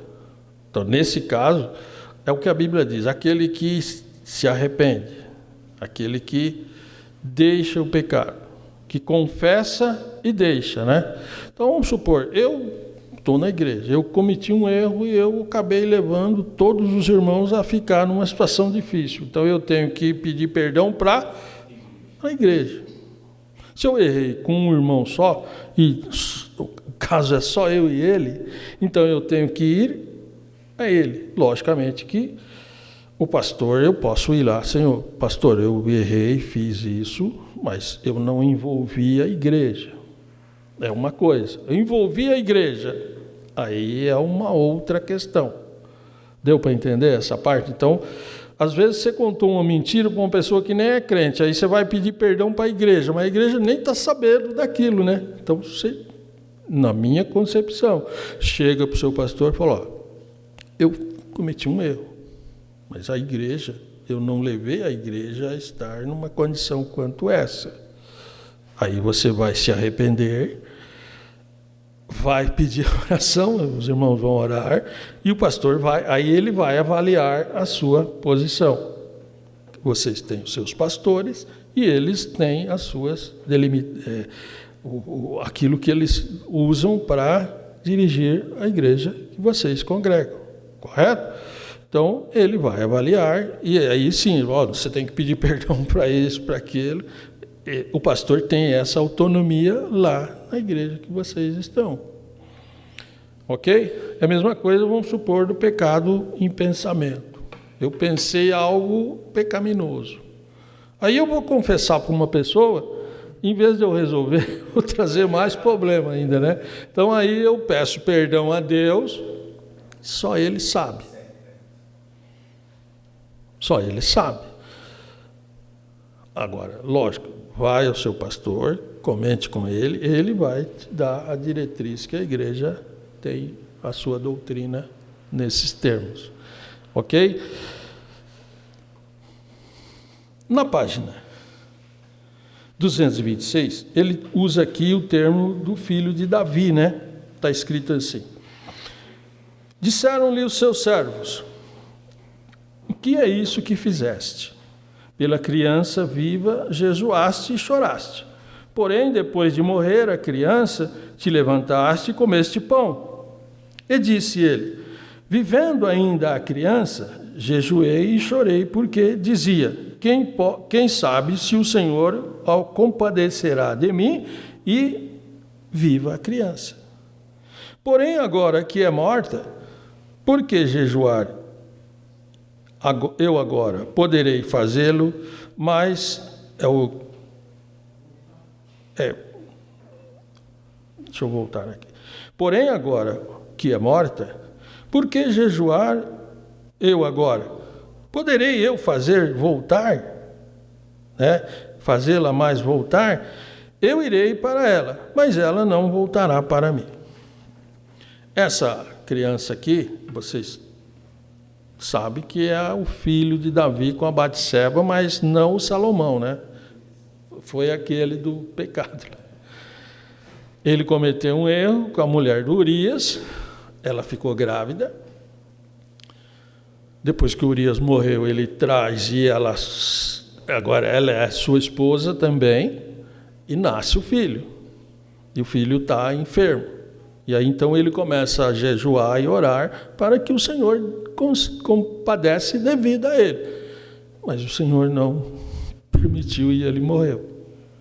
É nesse sentido que o Davi está dizendo. Ele ficou jejuando, orando, enquanto ela estava viva. Quando ela morre, ele levanta e, como se diz, vamos continuar a vida. E aí os servos perguntam, por que você orou, por que você jejuou e agora você... Ele diz, eu fiz entendendo que Deus poderia ter compaixão e ela viver. Mas já que não viveu, ela não pode vir mais a mim, mas eu posso ir a ela, desde que salvo, né? Desde que salvo. Então, é um filho recém-nascido que faleceu. E depois ele fala aqui de duas passagens que Jesus fala das criancinhas. Deixai de vir a mim as criancinhas. Delas é o reino de Deus. Então, inocente, mesmo com a natureza pecaminosa, a graça, o sangue de Jesus pode salvá-la. Tendo pecado, aí precisa reconhecer o pecado, a salvação é a mesma coisa. Aquele versículo que fala, por seu pecado será transpassado. Mas é o caso do Davi, né? É esse pecado que ele cometeu lá, esse pecado com aquela mulher de Urias lá. Exatamente. Sequência, página 228, pecado imperdoável. Pecado imperdoável não é também uma unidade de pensamento. Tem os que pensam que sim, tem aqueles que entendem que não. Nós vamos colocar o que é pecado imperdoável. Seria a blasfêmia contra o Espírito Santo. Esse seria um pecado imperdoável. Por exemplo, o que é blasfêmia? Eu marquei aqui, eu passo para vocês, que blasfêmia num termo geral, é uma ofensa, insulto a uma divindade. Qualquer divindade. Se eu insultar uma divindade, mesmo que seja uma idolatria, eu estou blasfemando para o pensamento daqueles que crêem naquela divindade, eu estou blasfemando. Ok? É um insulto a uma religião também, qualquer. Se eu insulto uma religião, se eu falo tudo isso, algo contra ela, eu estou blasfemando no pensamento deles. Ou algo que é considerado sagrado, coisas ou divindades. Isso é também entendido como blasfêmia. E a blasfêmia bíblica? Estou falando no sentido geral. Agora, a blasfêmia bíblica. A blasfêmia bíblica entende-se de falar mal, ofender, insultar a Deus. Isso é blasfêmia. Eu, de forma consciente, falar contra Deus, principalmente contra o Espírito Santo. A questão blasfêmia contra o Espírito Santo é falar mal, insultar, desrespeitar a Deus. Isso é blasfêmia. Por isso, a blasfêmia no Antigo Testamento era punida com a morte. Quem blasfemasse no Antigo Testamento era punido com a pena de morte.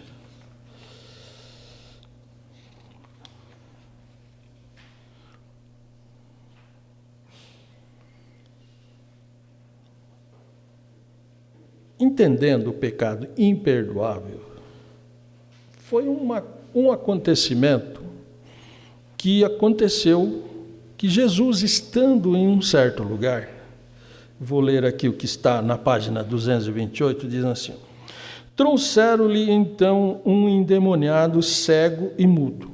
Então, alguém levou a Jesus uma pessoa cega e muda, mas está escrito que ele era endemoniado.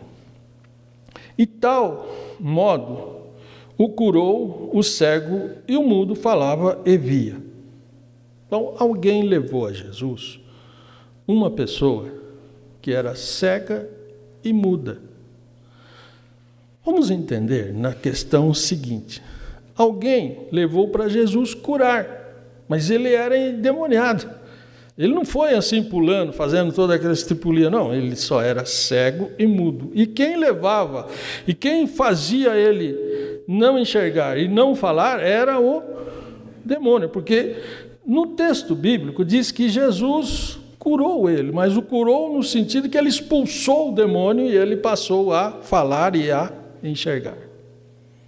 Ok? Então, entendendo a passagem, alguém levou a Jesus uma pessoa cega e muda para Jesus curar. Mas o problema dele não era enfermidade, era um espírito demoníaco. E Jesus expulsou aquele demônio. Está escrito que ele expulsou? Não, está escrito que ele curou. Mas o sentido é que ele expulsou o demônio. E ele passou a ver e a falar. E aí o que ocorre? Na sequência. E a multidão, aqueles que cercavam Jesus, que estavam vendo, mas também havia os fariseus ali. A multidão toda, ouvindo isso, dizia: não é este o filho de Davi? Quer dizer, as pessoas que viram aquele milagre, ele expulsar aquele demônio daquela pessoa, ele não falava, ele não via, e ele passa a falar, passa a enxergar. E a multidão, as pessoas que estavam ali, começam a fazer esta observação: não é este o filho de Davi?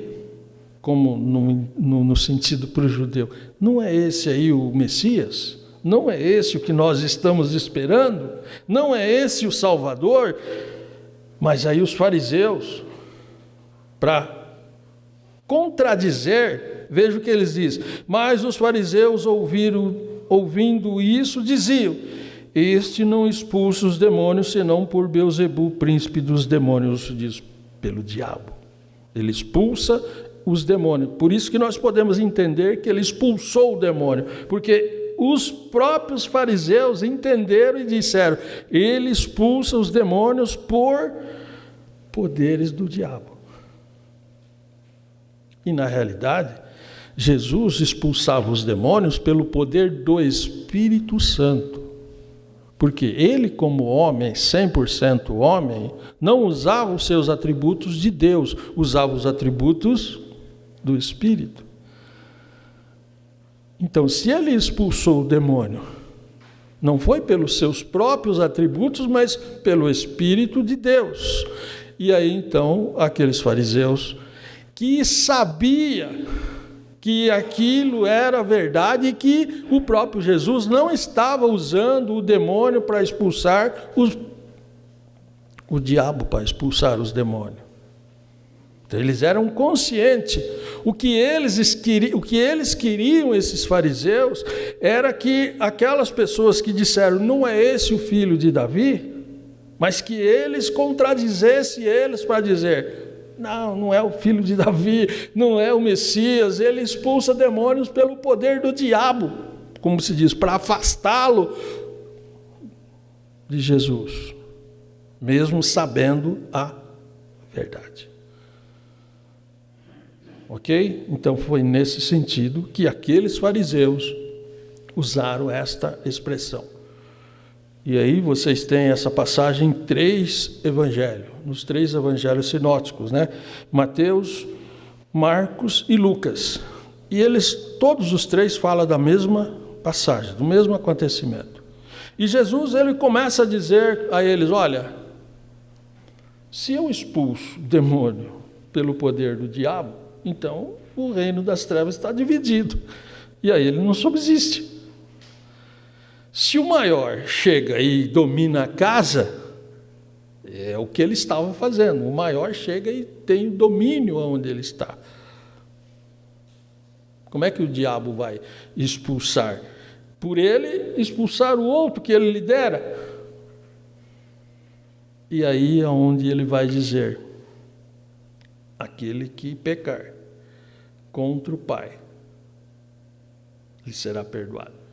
Aquele que pecar contra o Filho, haverá perdão. Mas quem pecar contra o Espírito Santo, este termo de blasfêmia, de modo consciente, não lhe será perdoado, nem nesta vida e nem na futura. Como se diz, não há perdão aqui e nem no porvir.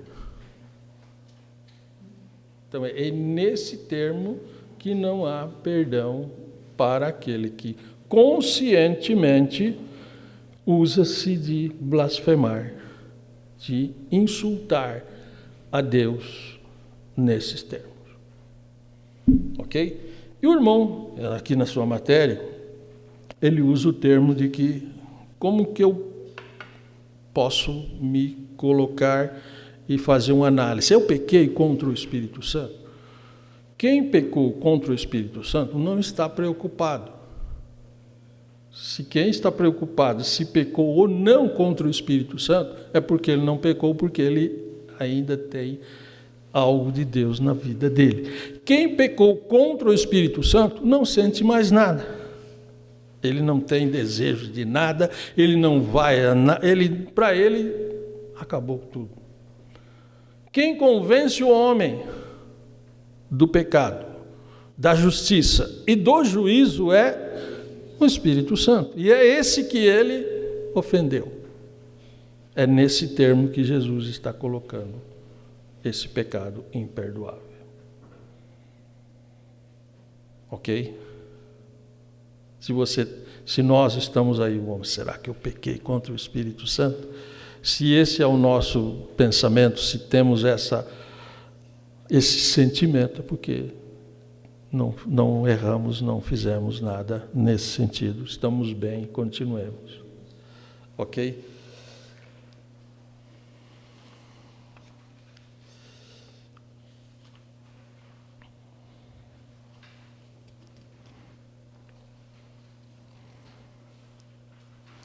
Página 233.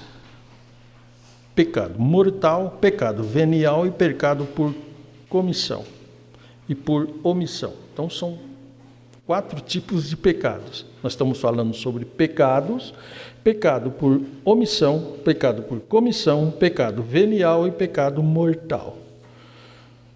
Deixa eu falar sobre pecado de omissão e comissão, depois nós vamos para o mortal e pelo venial. Pecado por comissão é fácil, é aquilo que façamos, que nós praticamos e não deveríamos fazer. E fazemos errado. Pecado por comissão. Pecado por omissão é aquilo que omitimos a fazer e erramos. O próprio Tiago diz: quem sabe fazer o bem e não faz, peca. Então ele omitiu. É o omitir fazer o que é correto, que a Bíblia ensina a fazer. Se eu deixo de fazer, é o pecado de omissão. Pecado mortal, pecado venial. Esse é um pensamento que vocês têm na matéria da página 233. Foi instituído pelo Papa Gregório I, que viveu em 590 a 606 depois de Cristo. E ele instituiu essa condição de pecado venial e pecado mortal. E depois o teólogo católico, o Tomás de Aquino, que viveu em 1224 a 1274, ele confirmou isso e colocou como uma regra, e a igreja tem isso até hoje. Houve-se uma fixação sobre pecado original, pecado mortal. Pecado mortal, pecado capital, seriam aqueles pecados graves, na visão do catolicismo romano, são aqueles pecados que ou você usa-se de fazer a seguinte, para se resolvê-lo. Tem que usar os sacramentos da igreja, aqueles 7 sacramentos, e depois um tempo no purgatório, né? Aí, senão, é para o inferno mesmo, não tem jeito. É a forma de resolver o pecado mortal. Pecado venial é um pecado menos grave, pecado tolerável por Deus. Isso estou colocando na visão católica, não estou dizendo que é isso para nós, né? Eu sempre coloco para os irmãos que quando eu vou falar, que nem nós estamos falando do que a Igreja Católica entende como pecado capital, pecado mortal, né? E pecado venial. Eu gosto de consultar o que eles estão falando no momento. E eu consultei aí alguns portais do catolicismo para buscar o que eles entendem por pecado capital, pecado venial. E o que eu vou passar para vocês, ok? Não estou dizendo que isso é um pensamento da Fatesa ou nosso, não, é o que o catolicismo entende, para conhecimento de vocês. Quando se fala em pecado capital, pecado mortal, sempre a gente tem aqueles chamados 7 pecados capitais: avareza, inveja, ira, luxúria, gula, preguiça. Mas a igreja ela tem outros pecados graves também. Eu peguei alguns e passo para vocês. É uma forma de vocês terem esse conhecimento. Faltar às missas do domingo, pecado grave. Trabalhar aos domingos e dias santos não sendo necessário, pecado grave. Fazer compras aos domingos, se frequente e demorado, também é um pecado grave. Concubinato, pecado grave. Roupas transparentes, evitar roupas apertadas, senão é pecado grave também. Pensamentos impuros. Divórcio sem uma boa razão. Casamento, mesmo que o divórcio for justo, pecado. Perder tempo, não fazer nada, assistir muita TV, omissão do dever, pecado grave.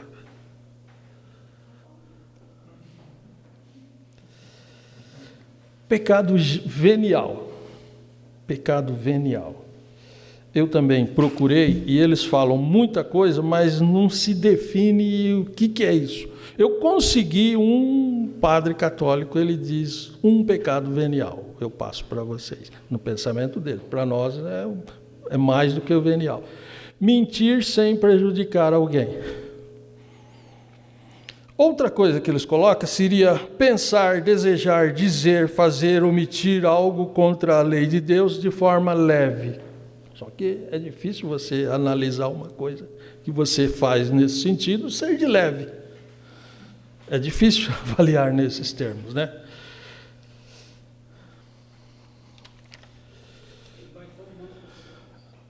Nesse sentido, seguindo os ensinamentos que eles definem, ok. Eu procurei no portal da Juventude Católica, JC. Se você entrar lá, você vai achar. Eu peguei algumas coisas que eles dizem ser pecado para o jovem hoje. Não estou colocando para vocês, estou colocando o que o catolicismo coloca. No meu tempo, eu não peguei tudo, mas no meu tempo, tudo que eu aceitei Jesus, porque o meu tempo ainda existe, tudo isso aqui era pecado, embora tem coisa aqui que não tinha naquele tempo, mas muito mais do que isso aqui era pecado. Na Assembleia de Deus era. A Cida sabe que... Então, por exemplo, ingratidão, pecado. Ter preguiça, pecado. Ver filme de terror, pecado. Isso aqui não é coisa antiga, não. Está dizendo assim, ó, como abandonar os vícios pecaminosos na quaresma de 2023, é desse ano. E vejo que eles, eu não sei se eles estão ensinando isso para os jovens, mas pelo menos está lá no portal. Ver filme de terror, pecado. Ser mormon, pecado. Acreditar em vidente, pecado. Maçonaria, pecado. Ver a fazenda, pecado. A fazenda. Fazer fofoca, pecado. Ficar sem estar namorando, né? Pecado. Usar o Tinder para encontrar o namorado ou a namorada, pecado. Ver o Big Brother do Brasil, pecado. Acreditar em signo, pecado. Fazer tatuagem no corpo, pecado. Jogar na Mega Sena, pecado. Jogar na bet esportiva, que sai aí bastante, né? Pecado. Brincar o carnaval, pecado. Acreditar em psicografia, pecado. Macumba, pecado. Espiritismo, pecado. Usar droga, pecado mortal. Ter amizade colorida, pecado. E tem muitos mais. Mas quando eu aceitei Jesus, isso aqui era mais ainda, muito mais do que está aqui, era pecado. Mas fica para vocês o que os seus pastores ensinam e que vocês têm que seguir, como estou falando do catolicismo, porque nós estamos no pecado venial, pecado mortal. Finalizando, fechamos o horário. Pecado segundo as perspectivas dos evangélicos. Agora é a nossa posição. Todo pecado é mortal. Se não houver arrependimento e perdão, não tem salvação. Não tem venial, todos são separa o homem de Deus. Não, todo pecado na visão bíblica separa o homem de Deus. Todo pecado tem nome. Pode ter os seus nomes, né? Por exemplo, o que aconteceu lá no Éden? O homem cometeu um pecado, apenas desobedeceu. Deus falou, não coma, ele comeu. Separou de Deus, morreu espiritualmente, morreu materialmente, então é pecado. Então todo pecado é necessário haver confissão, é necessário arrepender-se e buscar a Deus, mas é possível encontrar-se a solução. O crente que aceitou Jesus, que nasceu de novo, em relação ao pecado, ele pode pecar? Pode. Tem condições de reverter? Tem. O crente pecar pode ser perdoado. Existem alguns pecados, que existem algumas denominações que dizem, esse não tem mais jeito, não é o pecado de blasfêmias, né? 1 João 2:1, filhinhos, estas coisas vos escrevo para que não pequeis. Se alguém pecar, temos um advogado para junto ao Pai, Jesus Cristo, o justo. Então, pecar tem solução. O ideal é não pecar. Esse é o ideal. Universalidade do pecado, nós fechamos. O pecado é universal. Em toda a terra ele está. Mas o pecado não está no mundo, na terra, nas áreas, nos rios. Não, o pecado está no homem. Aonde tiver um ser humano, o pecado está ali. Não é assim? Então o pecado não está no globo terrestre, o pecado está na pessoa. Lá no deserto não tem, lá tem alguém, né? Mas vamos supor num deserto que não tem nenhum ser humano. Lá não tem pecado. Mas se chegar um ser humano lá, o pecado chegou lá. Mas a graça de Deus também está em todos os lugares onde o pecador se arrepende, o Senhor está lá e a graça se manifesta nesse lugar. Amém? Terminamos essa matéria. Hoje finalizamos a lição 10, Doutrina dos Anjos, do Homem e do Pecado.